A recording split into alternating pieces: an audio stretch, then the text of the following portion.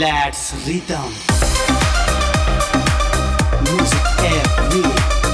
Let's rhythm. Feeling sound of heart. तोहरे याद हुलुक से आवे दिल झाके भीतर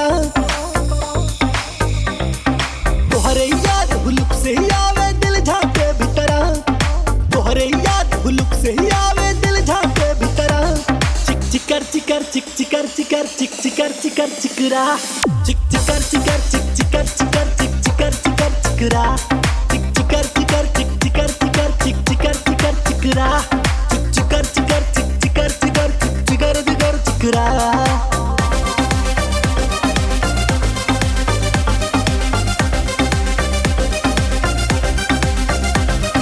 याद की बात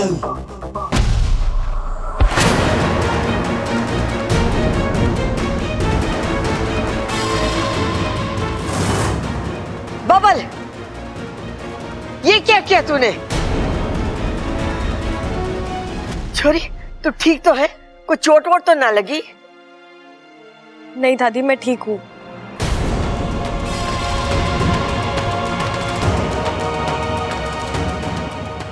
अब नाच गाना बहुत हुआ, अंगूठी पहनाने की रस्म पूरी करते हैं।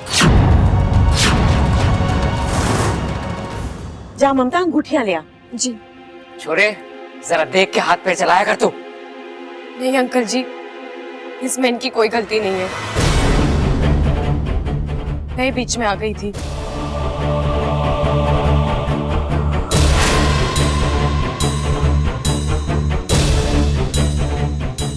अंगूठी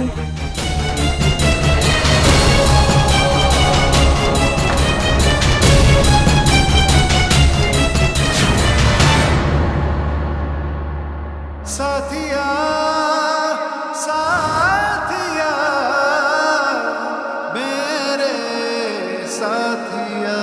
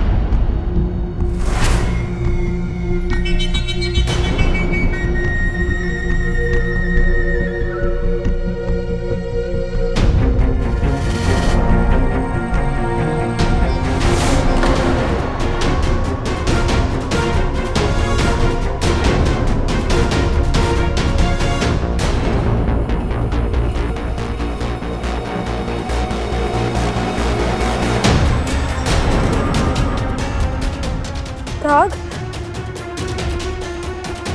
क्या है ये? दाग कहाँ से आ गया हाथ पर? शाम को सगाई के वक्त तो कोई दाग नहीं था।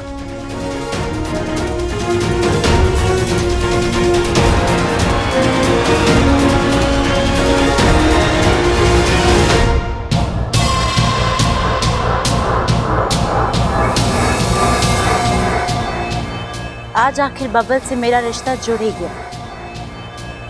आधी लड़ाई तो मैं जीत चुकी हूँ इच्छा, कुछ दिनों में शादी भी हो जाएगी। और फिर तुम चाह कर भी कुछ नहीं कर पाओगे।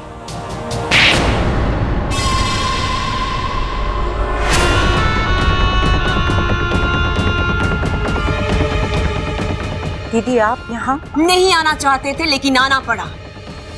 जब छोटे अपना फर्ज और जिम्मेदारी भूल जाते हैं तो बड़ों को आना ही पड़ता है। दीदी और कितनी गलतियां करोगी तुम? तुम्हारी याददाश्त, तुम्हारी अक्ल, तुम्हारी समझ सब अपनी जगह पर तो है ना?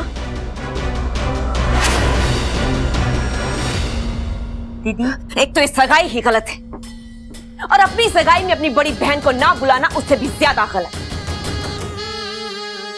दीदी मैं आपको बुलाना तो चाहती थी लेकिन इसलिए नहीं बुलाया क्योंकि तुम विशालगढ़ की महारानी को दिया गया वचन अभी तक पूरा नहीं कर पाई हो। वो इंसान अभी तक नाग नहीं बना है, यही ना? मेरी पूरी कोशिश थी। कोशिशों पर नहीं, अंजामों पर विश्वास रखती है विष्णुनी। एक बात तुम भी अच्छी तरह से जानती हो कि विशालगढ़ से बढ़कर हमारे लिए और कुछ भी नहीं है। हमारी अपनी बहन भी, तुम्हारी एक और गलती और हम अपना रिश्ता भूल जाएंगे।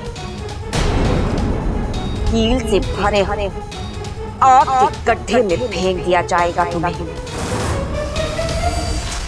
छोड़ देंगे हम वहां तुम्हें तड़पने के लिए। इंसान से रिश्ता जोड़ने की सजा तो तुम्हें। महारानी मुझे मेरी बात कहने का मौका तो दीजिए। जो मुझे करना था मैं कर चुकी हूँ। बब्बल के शरीर में भारी मात्रा में जहर जा चुका है। उसके तेवर बदले हुए, उसकी सांस अब फुफकार बन चुकी है। अब बस 24 घंटे और। कल पूनम की रात है। कल होगी बब्बल की नाग आत्मीकरण विधि और फिर बब्बल बन जाएगा पूरा नाग।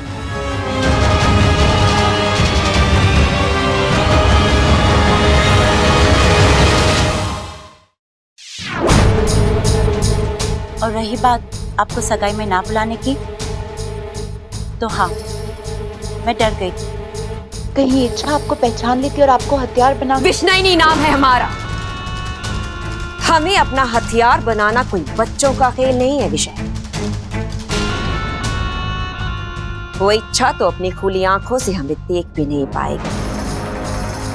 हमसे लड़ना तो बहुत दूर की बात है। फिर भी मैंने सोचा कि अब ये सब छोड़ और अपने कार्य की तरफ ध्यान केंद्रित करो। तुम्हारी प्राथमिकता है उस इंसान को नाग बनाना। अगले 24 घंटे तुम्हारे लिए बहुत महत्वपूर्ण है, इसलिए जो भी करो सोच समझ कर करो। कहीं ऐसा ना कल की पूनम की रात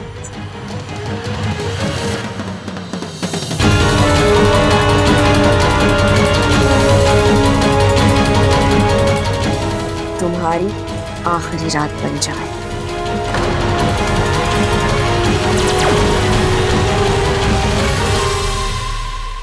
ऐसा कभी नहीं होगा महारानी। कल की रात मेरी रात होगी, मेरी जीत की रात होगी, जश्न की रात होगी। अब रोने से क्या फायदा? मैंने कहा था मना कर दो नाचने से, लेकिन नहीं। बब्बल जी की खुशियां, परिवार का एहसान अंजाम भुगत रही हो ना। उस इंसान को तुम्हारी बिल्कुल भी कदर नहीं है। आज उसने तो तुम्हारे साथ किया है ना, वो मुझे अब तक यकीन नहीं हो रहा वाकू। बब्बल जी मेरे साथ ऐसे कैसे? उनका प्यार मेरी किस्मत में नहीं है, ठीक है, लेकिन इतना गुस्सा, इतनी नफरत नहीं वाकू। मुझे लगता है गलती से धक्का लग गया होगा।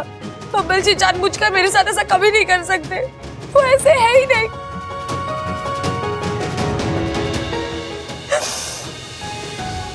एक वक्त था जब मैंने उनकी आंखों में अपने लिए बहुत प्यार देखा।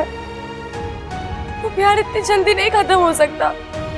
गलतफहमी है तुम्हारी। आज उसने तो तुम्हारे साथ किया है ना वो। आज ही नहीं बाकू, वो कल परसों से इसी तरह मेरे साथ बर्ताव कर रहे हैं, एकदम बदले बदले से। इंसान एक रात में इतना नहीं बदलता बाकू।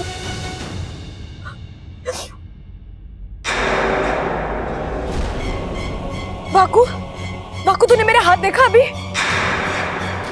क्या हुआ तुम्हारे हाथ को?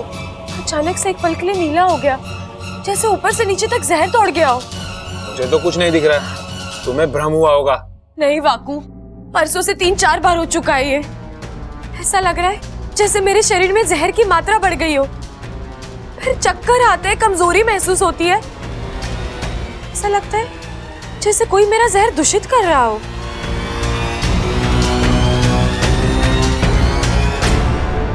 बाकू ये देख, जल्दी देख। अरे ये तो जहर ही है इच्छा। ऐसा क्यों हो रहा है बाकू? ये किसी इंसान के बस की बात नहीं है, और हमारा अपना कोई ये खेल खेलेगा नहीं। फिर कहीं अमृता?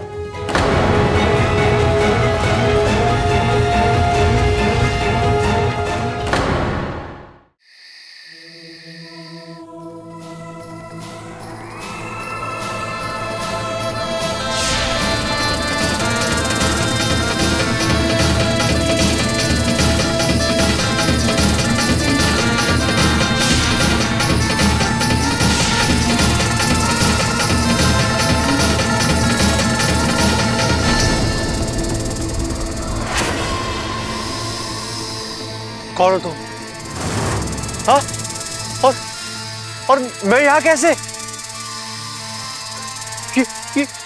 ये सांप मुझे,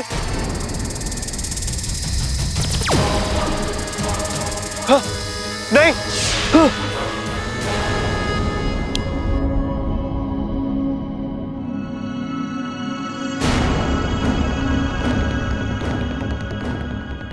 डरावना सपना था।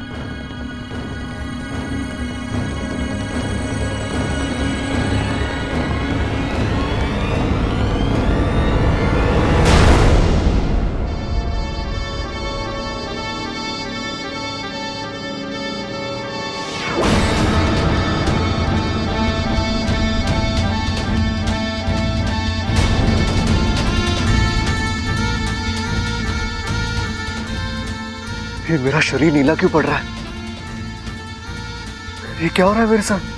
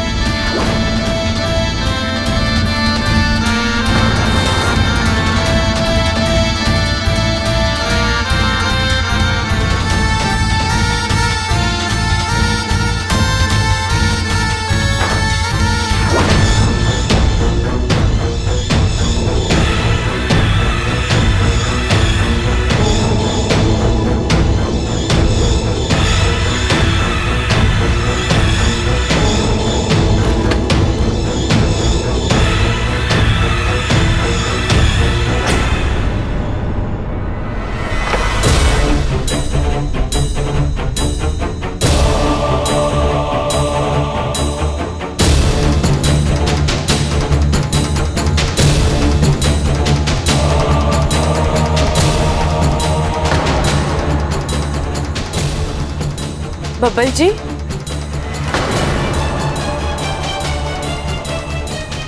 मैं यहाँ कैसे? आप क्या कर रहे हैं बब्बल जी? आपकी तबीयत तो ठीक है ना? तबीयत ठीक है मेरी, और अगर ठीक नहीं है तो तुम्हें हमदर्दी जताने की कोई जरूरत नहीं है। अच्छा, लेकिन आप इस वक्त यहाँ इतना सारा दूध पी रहे थे। हाँ तो मेरा घर है, मैं जब चाहूँ जहाँ चाहूँ वहां जा सकता हूँ, जो चाहे कर सकता हूँ। और तुम कौन होती है मुझसे सवाल पूछने वाली? मैं आपसे सवाल नहीं पूछ रही हूँ, मैं बस जितनी औकात है उतना बोलो, समझी? बब्बल जी अब बहुत हो रहा है, मुझे आपकी चिंता हो रही थी इसलिए मैं। चिंता? अच्छी तरह जानता हूँ तुम्हें और तुम्हारी चिंता को भी। तुम्हें एक नंबर की खुदगर्ज लड़की हो। अच्छा, जब तुम्हें जरूरत थी तुमने मीठी मीठी बातें की, करीबानी का नाटक किया, और जहां तुम्हारी जरूरत खत्म तो तुमने अपनी फितरत दिखा दी। आप अपने होश में नहीं है बब्बल जी। अभी तो होश में आया हूं, लोगों को समझने लगा हूं। तुम जैसी खुदगर्ज लड़की से दिल लगाकर मैंने बहुत बड़ी गलती कर दी। खुदगर्ज मैं नहीं, आप हैं जो हर चीज का अपने तरीके से मतलब निकाल रहे हैं। आपने कभी सोचा है मेरी भी कुछ मजबूरी हो? Go to hell with the मजबूरी इच्छा।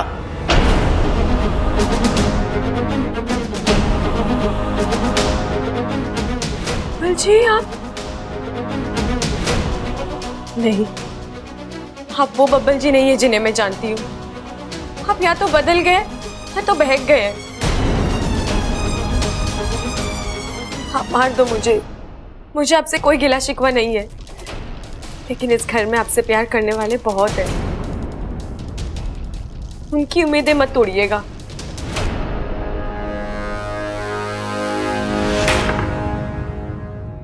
ये क्या हो गया मुझे? मैं क्या कर रहा था?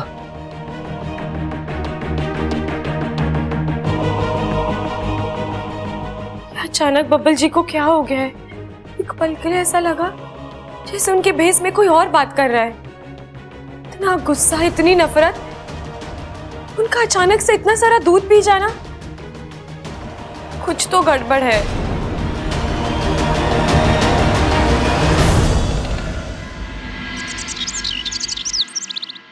एमा, अच्छी रही ना सगाई? अच्छी? अरे बहुत अच्छी रही अम्मा जी। मैं तो कहती हूँ जल्दी से शादी का मुहूर्त भी निकाल लेते हैं। अरे इतनी जल्दी क्या है शादी की? जल्दी क्या है मतलब? अरे तूने देखा ना कल बब्बल कैसा सगाई की जीत पे अड़ गया था। अगर वो आज आकर ये कहे कि मैंने शादी करनी है, फिर हम क्या करेंगे? मुझे लग रहा है खड़क सही बोल रहा है। दादी जी, आपकी अदरक वाली चाय। तुझे याद थी? बाकी किसी को तो ना याद रहती। अच्छा हुआ छोरी तू आ गई, तुझसे कुछ जरूरी बात करनी है। जी बोलिए। देख तू ना अपने माँ बाप को बुला ले, एक बार आमने सामने बैठ के बात हो जाए तो अच्छा है। ठीक है, मैं बुला लूंगी। कब? अरे ना तू आज ही बुला ले। अरे ना पिताजी, अब मोहलत देने की जरूरत ना है, इससे कहो कि आज के आज ही बुलाए। हाँ सही कह रहा, आज क्या? अरे छोरे, मैंने भी तो वही कहा। देख छोरे, तू हर बात के बीच में टांग मत अड़ाया कर, मैं भी तेरे जैसा बनता जा रहा हूँ। छोरी तू अपने माँ बाप को बुला। जी अंकल जी, मैं बुला लूंगी, पर वो क्या है ना, माँ की तबीयत बहुत खराब है।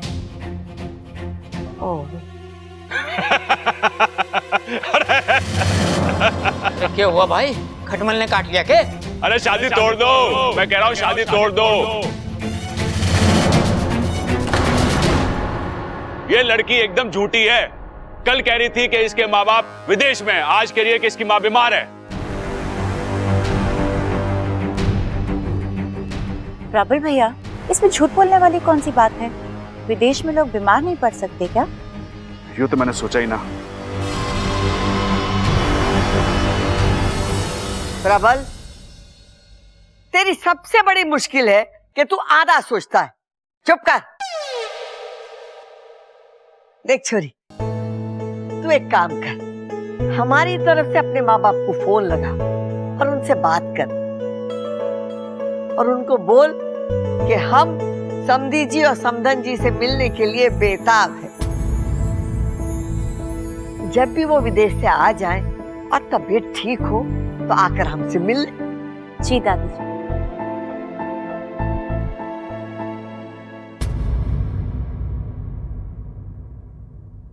अरे बावले, तू ये शादी तोड़वाने पे क्यों तुलावा है? मैला? अरे दादी क्या बात कर रही है? आज सुबह से 2 बार नहा चुका हूं और तू कह रही है कि मैला लग रहा हूं।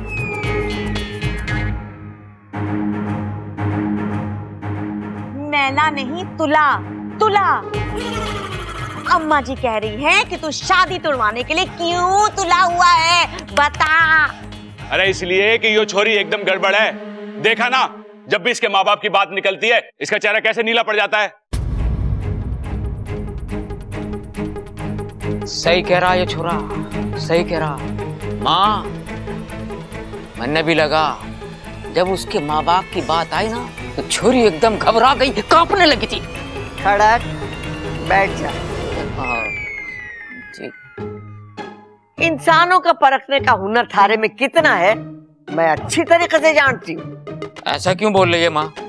मैं पहलवान हूँ तो क्या हुआ, थोड़ा बहुत दिमाग तो मेरे अंदर भी है। थोड़ा है ना तो बचा कर रख। बबल की शादी का क्या करना है मने सोचने दे।